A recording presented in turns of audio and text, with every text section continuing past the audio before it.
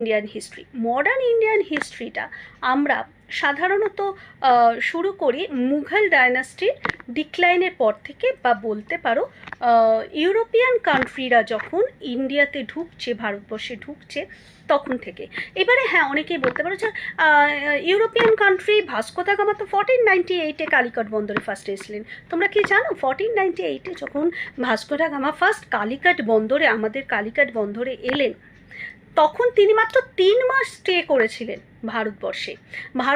3 মাস stay করে তিনি কিন্তু ফিরে গিয়েছিলেন একটা বিশাল বড় জাহাজে ভর্তি করে সমস্ত স্পাইসেস, বেশি করে আমাদের গোলমরিচ সংগ্রহ করে নিয়ে গিয়েছিলেন, এবং সেটা হায়ার থেকে হায়ার প্রাইসে ইউরোপিয়ান মার্কেটে উনি বিক্রি করেছিলেন।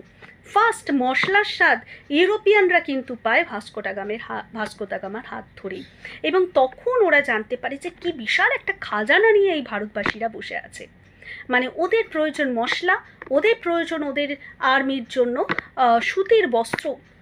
সুতির বস্ত্রটার দিকে বলে রাখি, ওলন্দাজরা বা পর্তুগিজরা অতটা বেশি খেয়াল করেনি যতটা খেয়াল করেছিল ইংরেজরা। তো যাই হোক, মডার্ন ইন্ডিয়া বা আধুনিক ভারতের ইতিহাস কিন্তু শুরু হচ্ছে অরঙ্গজেবের পর। মানে মুঘল ডায়নাস্টি ডিক্লাইন হচ্ছে, ইংরেজরা আসছে, বিভিন্ন আঞ্চলিক শক্তি তখন মারাঠা থেকে আরম্ভ করে, হায়দ্রাবাদের নিজাম থেকে আরম্ভ করে এদের একটা রাইজিং হচ্ছে, এবং সেখান থেকেই শুরু হচ্ছে modern Indian history up to আমাদের ধরা হচ্ছে ওটা তোমাদের ইন্ডিপেন্ডেন্স, আমাদের ভারতবর্ষের স্বাধীনতা পর্যন্ত।